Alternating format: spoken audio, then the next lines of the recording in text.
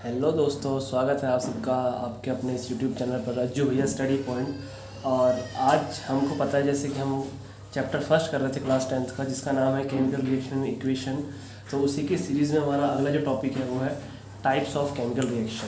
तो आज हम पढ़ने वाले हैं कि केमिकल रिएक्शन के अलग अलग टाइप कौन कौन से होता है और उनमें क्या क्या डिफरेंस होता है, वो सब हम आज देखने वाले हैं। तो सबसे पहला जो हमारे पास इस सीरीज़ में सबसे पहले जो टाइप की केमिकल रिएक्शन आती है उसका नाम है कॉम्बिनेशन रिएक्शन। तो सबसे पहली हमारी है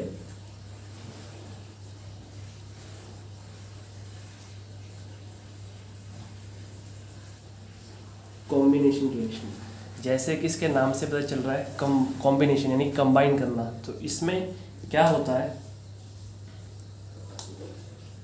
हमारे पास सिंगल प्रोडक्ट बनता है। Single product is form by combining two or more reactant। यानी कि हम इसमें क्या करते हैं, हमारे पास दो या दो से अधिक रिएक्टेंट्स को हम लेते हैं और उनको कंबाइन करके सिर्फ सिंगल प्रोडक्ट हम बनाते हैं। जैसे हम एग्जांपल लेते हैं अभी C+O2, इनसे बनते हैं हमारे पास कार्बन डाइऑक्साइड। तो ये क्या हो गई, कॉम्बिनेशन रिएक्शन हो गई। दो हमारे पास रिएक्टेंट है पर दोनों से मिलकर क्या बनते हैं, सिर्फ सिंगल चीज़ बनती है जिसे हम बोलते हैं कार्बन डाइऑक्साइड। ऐसे हमारे पास हाइड्रोजन और ऑक्सीजन हो गया, दोनों कंबाइन हुए और दोनों ने मिलकर क्या बनाया, वाटर, सिंगल प्रोडक्ट बनाया वाटर। तो इन ऐसी रिएक्शन को हम क्या कहते हैं, कॉम्बिनेशन रिएक्शन। इसी की सीरीज़ में हमारे पास एक और इसकी सब रिएक्शन होती है जिसे हम क्या बोलते हैं, एक्सोथर्मिक रिएक्शन। क्या बोलते हैं, एक्सोथर्मिक रिएक्शन। एक्सोथर्मिक रिएक्शन, एक्सो का मतलब होता है एग्जिट, और थर्मिक या थर्मल इसका मतलब होता है हीट। तो इसके नाम से पता चल रहा है कि ये ऐसी रिएक्शन होगी जहाँ पे हीट एग्जिट करेगी यानी हीट निकलेगी। तो अगर हम इसको डिफाइन करना चाहें तो हम इस प्रकार से डिफाइन कर सकते हैं, reaction in which heat is released along with the formation of product। यानी प्रोडक्ट तो बनता ही बनता है हमारे पास, प्रोडक्ट के साथ साथ हमारे पास हीट भी निकलेगी। ठीक है, जैसे अभी हम देखते हैं कोई reaction, calcium oxide plus water, calcium hydroxide बन जाता है हमारे पास और साथ में निकलती है हीट। ये सब रिएक्शन हमने देखी होगी। जैसे पहले जो सफ़ेदी होती थी, चूना वगैरह होता था, तो जब हम चूने में पानी मिलाते थे तो अगर किसी को याद होगा अपने बचपन में, तो वो जिस भी कंटेनर में हमारा चूना रखा होता था वो गर्म हो जाता था, उबल जाता था एक प्रकार से। तो उसमें क्या हो रही थी, कैल्शियम हाइड्रोक्साइड तो बन रहा है दोनों के मिक्सचर से, दोनों को कंबाइन करने से, पर साथ साथ ही निकल रही थी बहुत सारी हीट निकल रही थी। तो उसी को कहते हैं हम एक्सोथर्मिक रिएक्शन थी, यानी वो रिएक्शन जिसमें प्रोडक्ट तो बनता ही बनता है पर उसके साथ साथ हीट भी निकलती है, उसे बोलते हैं हम एक्सोथर्मिक रिएक्शन। अब इसी सीरीज़ में हमारे पास दूसरे टाइप की रिएक्शन आती है जो इसकी ठीक अपोजिट है। जो हमने भी पढ़ी थी कॉम्बिनेशन रिएक्शन, ठीक उसकी अपोजिट है, जिसका नाम है डीकम्पोजिशन रिएक्शन। क्या नाम है, डीकम्पोजिशन रिएक्शन। तो मैंने क्या बोला है कि क्या है, कॉम्बिनेशन की उल्टी है, अपोजिट ऑफ कॉम्बिनेशन रिएक्शन। हमको पता है कॉम्बिनेशन में क्या हो रहा था, सिंगल प्रोडक्ट बन रहा था जब हम दो या दो से ज़्यादा रिएक्टेंट्स को मिला रहे थे। इसमें क्या होता है, हम क्या करेंगे, सिंगल रिएक्टेंट को तोड़ेंगे बहुत सारे दो या दो से अधिक प्रोडक्ट्स में। ठीक है, तो इसको अगर हमको डिफाइन करना हो तो हम क्या करेंगे, reaction in which single reactant is break down to form two और मोर प्रोडक्ट। दो भी बन सकते हैं, दो से ज़्यादा ही बन सकते हैं, वो डिपेंड करता है जो हमारे पास हमने रिएक्टेंट लिया है उस पर। ठीक है। तो रिएक्शन जिसमें क्या करते हैं, हम सिंगल रिएक्टेंट को तोड़ते हैं ताकि हमको 2 या 2 से ज़्यादा प्रोडक्ट मिल सके, तो उसे बोलते हैं हम डीकम्पोजिशन रिएक्शन। इसका एग्जांपल हम ले लेते हैं, जैसे H2CO3 हाइड्रोजन कार्बोनेट, इसको हमने तोड़ दिया किसमें, CO2 प्लस H2O, ठीक है। तो यानी कार्बन डाइऑक्साइड और वाटर हमारे पास हमको मिल गया। अब जो डीकम्पोजिशन रिएक्शन होती है, इसमें हमको कुछ ना कुछ एनर्जी देनी पड़ती है, तो इसकी भी एक सब रिएक्शन है जिसे हम बोलते हैं एंडोथर्मिक रिएक्शन। क्या बोलते हैं, एंडोथर्मिक रिएक्शन। जैसे कॉम्बिनेशन की सब रिएक्शन थी एक्सोथर्मिक, वैसे इसकी एंडोथर्मिक रिएक्शन। तो ये एक्सोथर्मिक की उल्टी है। एंडो मीन्स बोल सकते हो तुम एंटर करना, क्या करना, एंटर करना। उसमें एक्स होता है यानी एग्जिट करना, और थर्मिक या थर्मल हमको पता है उसका मतलब होता है हीट। तो बेसिकली इससे हमको क्या करना है कि हमको हीट या एनर्जी देनी पड़ेगी, ठीक है। तो इसमें हमको क्या करना पड़ता है, एनर्जी वो कैसी भी हो सकती है, हीट के रूप में हो सकती है, इलेक्ट्रिसिटी के रूप में हो सकती है, या फिर सनलाइट के रूप में हो सकती है, किसी भी रूप में हो सकती है कि हम देखेंगे। तो इन्हें कहते हैं हम, क्या कहते हैं, endothermic reaction. Energy required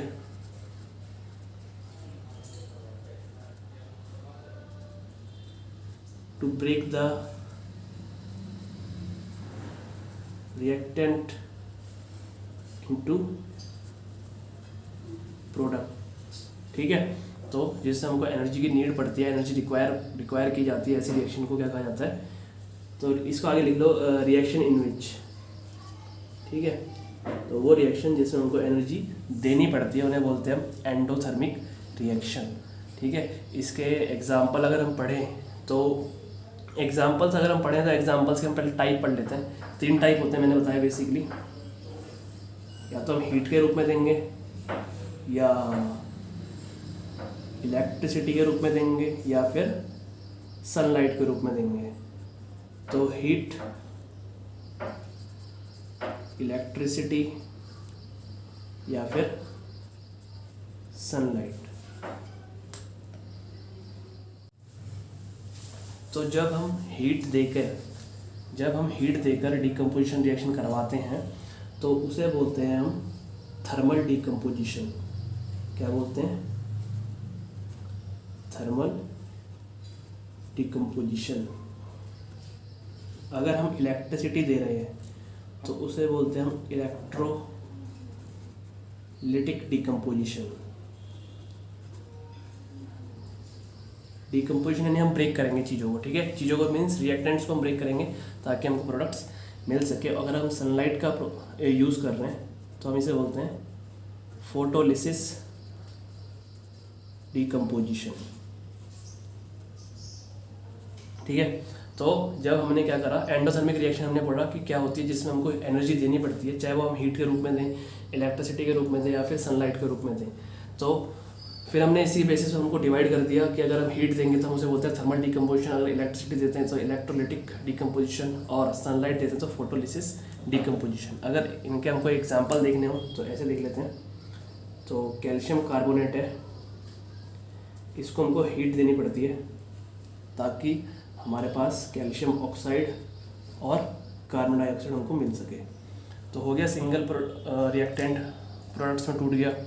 electrolysis अगर हमको देखना हो, इलेक्ट्रोलाइटिक देखना हो, तो जो हमारा वाटर होता है अगर हम उसको इलेक्ट्रिसिटी दे दें तो हमारा ये H2 प्लस O2 अलग अलग हो जाएंगे। जो हमारे दोनों कंपोनेंट्स थे जिन्होंने हमारा रिएक्टेंट बनाया था वाटर, वो अपने कंपोनेंट्स में टूट जाएगा, H2 प्लस O2 में टूट जाएगा। और अगर हमको सनलाइट के थ्रू देखना हो तो सिल्वर ब्रोमाइड जो हमारा होता है, हमारा सिल्वर और ब्रोमीन में टूट जाता है, ठीक है, Br2 सॉरी।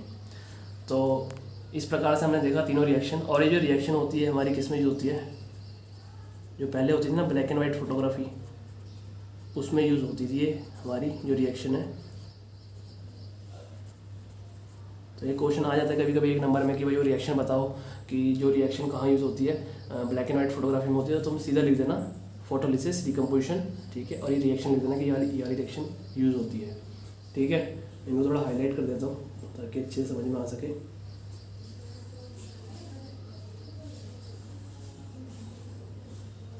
ठीक है, तो ये हो गया हमारा डिकम्पोजिशन रिएक्शन। तो इसी सीरीज़ में हमारी नेक्स्ट रिएक्शन जो आती है वो है डिस्प्लेसमेंट रिएक्शन। थर्ड टाइप की जो रिएक्शन है हमारे पास वो होती है हमारी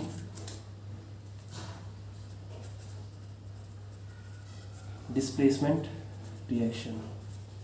डिस्प्लेसमेंट हमको पता चल रहा है कि एक दूसरे को अपनी जगह से हटा देना। डिस्प्लेसमेंट वर्ड से हमको पता चल रहा है कि उसका मतलब क्या होता है कि किसी को किसी जगह से हटा देना। तो बेसिकली इसमें होता क्या है कि जो हायर रिएक्टिव मेटल है ना, अब इसको ऐसे समझो कि दो बच्चे हैं, ठीक है,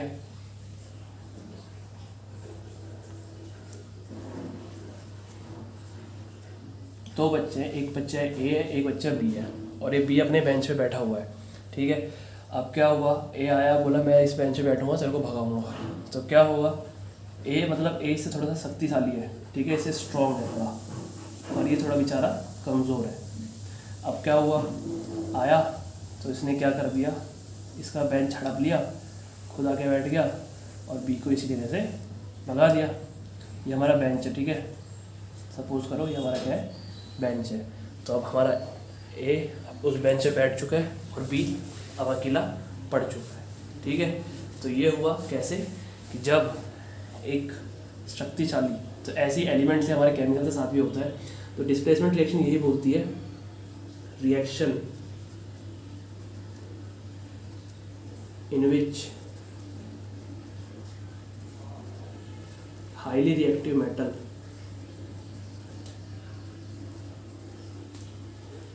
डिस्प्लेसेस मतलब उसकी जगह से हटा देना, displaces the low reactive metal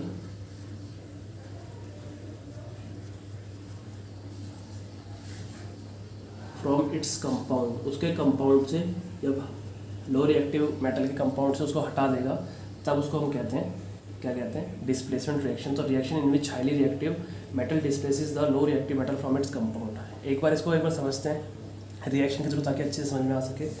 मान लो ये दो थे, एक था हमारा आयरन और एक ये हमारा कॉपर सल्फेट। अब होता क्या है, दोनों में कॉपर सल्फेट और आयरन में आयरन ज़्यादा रिएक्टिव है। तो आयरन आया, आयरन ने क्या कर दिया, इसको इसी जगह हड़प ली, CuSO4 ले लिया इसका, सॉरी FeSO4 ले लिया और CO को बाहर धकेल दिया, जा भाई तो यहाँ से भाग जा, ठीक है। अब तो ये हो गई हमारी डिस्प्लेसमेंट रिएक्शन। जो हाई रिएक्टिव था उसने उसकी जगह से हटा के, ठीक है, उसकी जगह हड़प ली, तो इसे बोलते हैं हम डिस्प्लेसमेंट रिएक्शन, ठीक है। ऐसा भी होता है, दुनिया में होता है, बिल्कुल होता है, क्यों नहीं होता, हर जगह होता है। तो हमने अपने आसपास ही देखते हैं। अब सपोज करो हमारा FeSO4 था, ठीक है, और कॉपर आता है, तो क्या होगा बताओ, क्या कॉपर इसको इसकी जगह से हटा पाएगा, ठीक है। तो अभी हमने डिस्कस किया था कि Fe क्या है, ज़्यादा रिएक्टिव है कॉपर से, ठीक है, Fe क्या है, ज़्यादा रिएक्टिव है कॉपर से, तो ये इसी जगह से हटा पाएगा, नहीं हटा पाएगा। तो इसलिए इस केस में कोई भी रिएक्शन नहीं होगी, ठीक है। तो ये हमको रिएक्टिविटी सीरीज़ देखनी पड़ेगी, कौन किसको किसी जगह से हटा पाता है, तब जाके हम अच्छे से समझ पाएंगे कि भाई कौन ज़्यादा रिएक्टिव है कौन कम रिएक्टिव है, ठीक है। आ जाओ अब आगे। तो अब जो नेक्स्ट टाइप की हमारे पास रिएक्शन है उसका नाम है डबल डिस्प्लेसमेंट। अरे अभी तो हम पढ़ के आए थे डिस्प्लेसमेंट, अभी डबल डिस्प्लेसमेंट क्या आ गया भाई। तो अब हमको पता चल चुका है कि भाई डिस्प्लेसमेंट अगर हमने पढ़ ली है, डिस्प्लेसमेंट मीन्स किसी को उसकी जगह से हटा देना। डबल मतलब होगा यहाँ पर कोई दो चीज़ें हट रही होंगी, ऐसा कुछ होगा जब डबल वर्ड यूज़ किया गया इसके आगे। तो चलो देखते हैं क्या होता है। तो डबल डिस्प्लेसमेंट बेसिकली होता क्या है, इसमें ना दो बच्चे आपस में सीट एक्सचेंज कर लेते हैं, ठीक है। मान लो ये ए इस सीट पे बैठा हुआ है और बी इस सीट पे बैठा हुआ है, ठीक है। तो होगा क्या, ये दोनों आपस में अपनी अपनी सीट चेंज कर लेंगे। तो बी अब इस ये रेक्टेंगल वाली शीट पे आ जाएगा और जो हमारा ए है वो सर्कुलर शीट पे आ जाएगा। ठीक है, तो ऐसा ही कुछ होता है हमारी इस रिएक्शन में। ठीक है, तो reaction in which exchange of ions take place. ठीक है, इस रिएक्शन में क्या होता है, दो आयंस। ठीक है, reaction in which exchange of two ions लिख लो, इसके आगे टू आयंस बेटर रहेगा। ठीक है, ताकि अच्छे से समझ में आ सके। Two ions take place. ठीक है, दो आयंस आपस में अपनी जगह चेंज कर लेते हैं। जैसे अभी हम एक रिएक्शन देखते हैं, फिर ये थोड़ा इसको अच्छे से समझ में आएगा। ऐसे मैंने लिख दिया ये PbNO3 लेड नाइट्रेट और सोडियम आयोडाइड। ठीक है, अब इन केस में क्या करेंगे, जो हमारे ये दोनों आयंस हैं, ठीक है, लेड और सोडियम, ये एक दूसरे की जगह चेंज कर लेंगे। तो यानी सोडियम की जगह पे लेड आ जाएगा और लेड की जगह पे सोडियम आ जाएगा। ठीक है, ये इधर भाग के आ जाएगा और ये इधर भाग के आ जाएगा।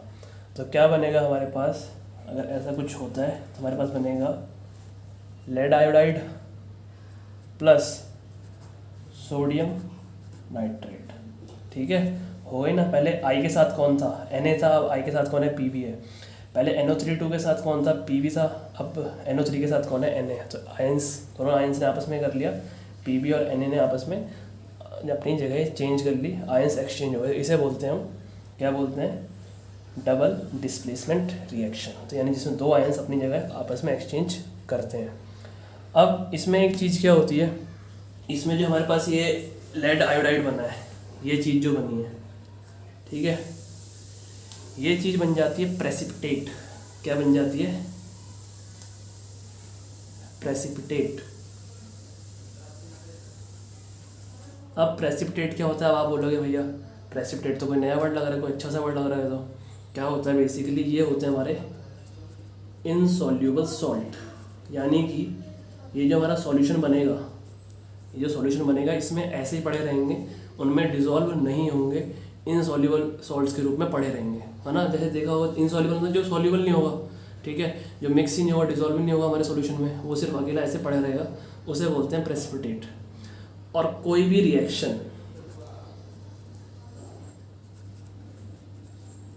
रिएक्शन जिसमें प्रेसिपिटेट बने, उस रिएक्शन को बोलते हैं हम प्रेसिपिटेशन रिएक्शन, या प्रेसिपिटेशन भी बोल सकते हो सिर्फ। ठीक है, तो वो reaction in which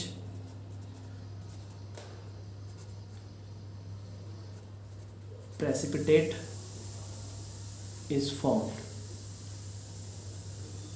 along with other product. ठीक है, इसके अलावा और भी प्रोडक्ट हो सकते हैं। ठीक है, पर हमारा जो प्रेसिपिटेट होगा वो अलग रहेगा, वो किसी के साथ सॉल्यूबल नहीं होगा। जैसे इसमें बन रहा है दूसरा प्रोडक्ट, पर ये अपनी एक अलग आइडेंटिटी बनाएगा। ठीक है, ये डिसॉल्व नहीं होगा। ठीक है, तो इसे बोलते हैं प्रेसिपिटेशन रिएक्शन। वो रिएक्शन जिसमें प्रेसिपिटेट बनता है बाकी प्रोडक्ट के साथ साथ। ठीक है, और कुछ और चीज़ें बनेंगी, पर उसके साथ साथ हमारा क्या बनेगा, एक प्रेसिपिटेट बनेगा। ठीक है, तो ये होगा हमारी 4 टाइप की, जो मेन टाइप की रिएक्शंस हैं। इसके अलावा और भी हैं, वो हम अगली वीडियो में डिस्कस करते हैं। तब तक के लिए धन्यवाद।